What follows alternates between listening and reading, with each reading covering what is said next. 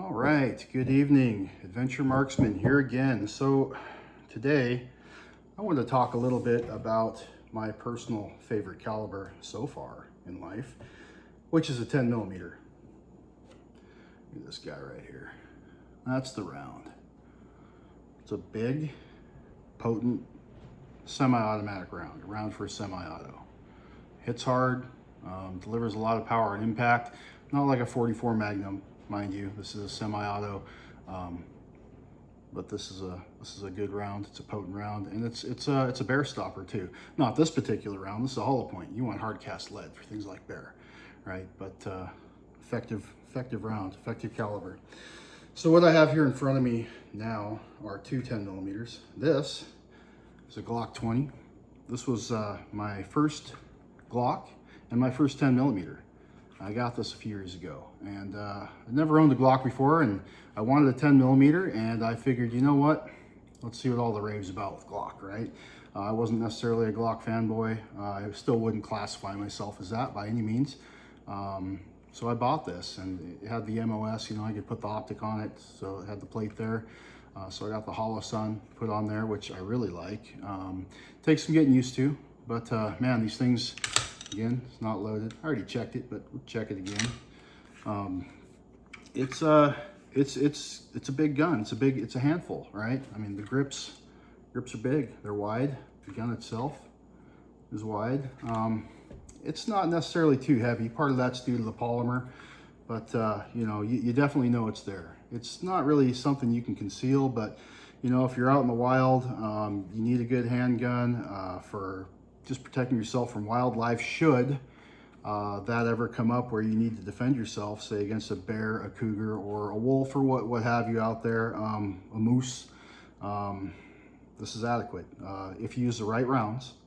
And one of the most important things you can remember is shot placement. So you can't just point this gun and start shooting it and think you're gonna defend yourself, right? You gotta have good shot placement.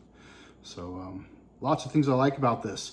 And again, when I first got it and I held it, I wasn't sure, but I was gonna buy this gun, and I did. And then I went and I shot this firearm, and the more I shot it, the more I really fell in love with what Glock's done. This thing is really accurate, really accurate.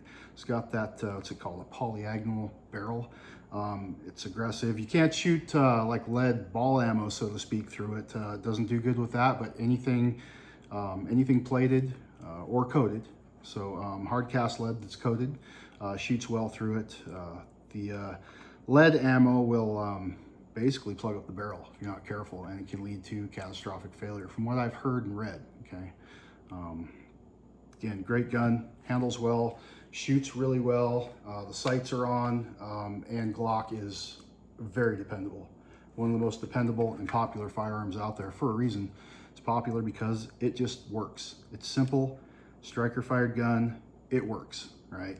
So this is the Gen 5, and there's not a lot I don't like about it, just kind of the width, right? I mean, my hands aren't big enough, but just the width and the trigger pull.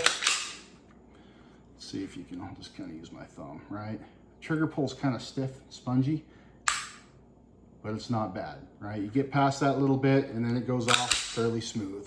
So you aim, point, pull, and it's not bad for a Glock trigger, to be honest with you. I like this a lot better than my 9mm Glock trigger, for sure. So here, this is a little bit of a different animal. Clear? This is another 10mm. This is a Tisas 1911, Tisas. And I bought this one because I just knew I had to have another 10mm. As much as I like this one, I wanted to get another one. And I wanted something different this time. So these have been on the market for a few years, the 10mm. Tisas has been making guns for years. It's a company out of Turkey. And their guns are relatively cheaper than, say, well, a lot cheaper than like a Colt in the same caliber and style. You get a lot of features that you would not get for the price. This is about a $800 pistol. The same thing, say, in a Colt would run you probably 1,500 bucks, 12 to 15, depending on what you get, you know. And one thing I love about this gun, being a 10mm, is the weight. It's quite a bit heavier than the Glock, but the weight tames that 10 millimeter round really well.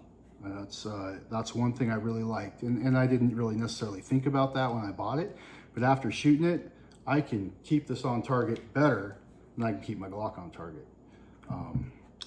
And the trigger pull on this really blew me away. That's one of the reasons I bought it after I kind of toyed with it in the gun store. So the trigger pull on this is just, I mean, you have a tiny little bit of take up and you're there, and the next squeeze, you're off to the races. That thing has got an incredible smooth trigger. So that's probably my favorite thing about it, the trigger. One of the downsides, it's an 8+1. I mean, honestly, capacity doesn't mean much to me because I live in a state that has a magazine ban on high capacity, and that's anything over 10 rounds. So, you know, it is what it is. So, you know, 1 round shy, but for the ability to put rounds on target, this is my preferred 10 millimeter. And I haven't, to be fair, I haven't shot as much as I've shot the Glock. I've only put maybe a couple hundred rounds through this. So the jury's still out a little bit on dependability. I'd like to get 1,000 rounds going through something before I really say that's the one, right? But it hasn't jammed. I haven't had any issues. So, so far so good. This is 1911. You carry them cocked and locked, right? You chamber them, carry them cocked, you put the safety on. So you got your safety. It's an ambidextrous safety, right? With a bullet in the chamber. That's how you carry these. That's supposed to be one of the safest ways to carry a 1911. And when you're out in the forest, out in the woods, yeah, it's a good idea because when a bear charges you 30, 40 feet away, you don't have much time. You might get 2 shots off. They're fast. A bear's faster than you think. We are not the apex predator without a firearm in the forest. So, again, not that that'll ever happen. Hopefully you never have to be in a situation like that. But I'd rather carry one and not ever get in that situation than get in that situation and not be carrying. And bear spray, hey, whatever. You can carry it if you want. You're not going to catch me with it. This is my bear spray. I'll spray that bear 9 times and it'll be pretty effective. Bear spray, you know, can be good if the bear isn't, you know, the wind's not blowing in your face when you want to pull the trigger. If it's not further than, you know, 20 feet away, 30 feet away, 20 feet, if the bear even gives a rat's ass about the spray, yeah, it's irritating, but it doesn't mean it's going to stop a bear. Bear's an amazing animal. It's the tank of the wilderness, right? But anyway, this is about these guns more than it is a bear. Bears are great, right? Most of the time they're just going to run away from you. So I don't want to paint the wrong picture. I just wanted you guys to know how I felt about these two 10 millimeter handguns. And the 1911, the Tisas, is right now my gun of choice for 10 millimeter. It's also got the night sights on it in the front, I like. Glock, that's one of my complaints about the Glock. It came with the plastic U sight. I mean, the sights, you know, they work, but they're plastic. They're not going to last as long. They can break, and I've seen where they have broken, not for me, but they definitely can. You can get them replaced, so that's the beautiful thing about Glock. There are so many options and so many aftermarket things you can pick up for these that, I mean, really, the sky's the limit as far as what you can do with a Glock. So, yeah, I love them both. This is my first one. I don't regret it at all. In fact, I recommend it. This one right now is my carry in the forest when I'm going out. And that could change in the future, but for right now, I'm sold on this Tisas 1911 10 millimeter.